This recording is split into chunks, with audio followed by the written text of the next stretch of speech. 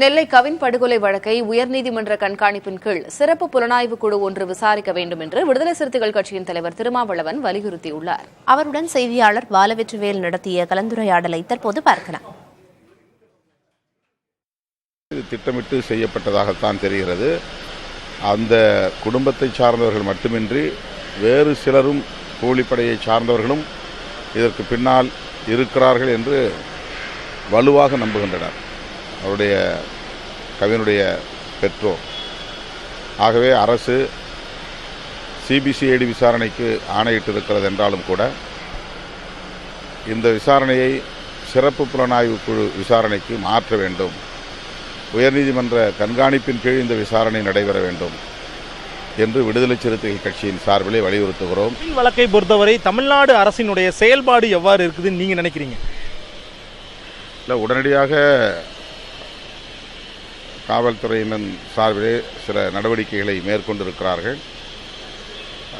Sujith surrender ஆகியிருக்கிறார். அவருடைய தந்தை உடனடியாக கைது செய்யப்பட்டிருக்கிறார்.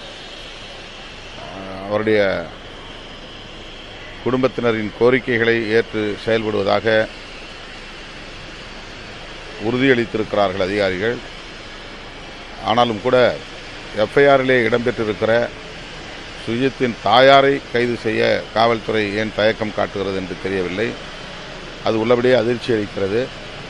காவல்துறையின் இந்த அலட்சியம் அல்லது தயக்கம் கவின் குடும்பத்திற்கு நீதி வழங்க வாய்ப்பு இருக்கிறதா என்கிற சந்தேகத்தை உருவாக்கி இருக்கிறது.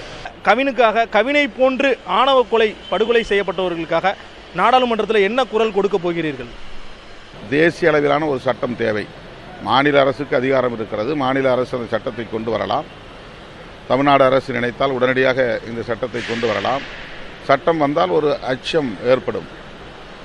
இந்த சட்டத்தின் கீழ் நாம் உள்ளே போனால் வெளியே வர முடியாது. இப்போ ஐபிசி மூலமாக, அதாவது பிஎன்எஸ் மூலமாக நிறைய பேர் தப்பித்து விடுகிறார்கள். அதனால் தனி சட்டம் வேண்டும் என்று நாம் வலியுறுத்துகிறோம். உங்களுடைய கலந்துரையாடலுக்கு மிக நன்றி ஐயா. புதிய தலைமுறைக்காக ஒளிப்பதிவாளர் மதுசூதனனுடன் விமான நிலையத்திலிருந்து செய்தியாளர் பாலவெற்றிவேல், நவநீத கிருஷ்ணன்.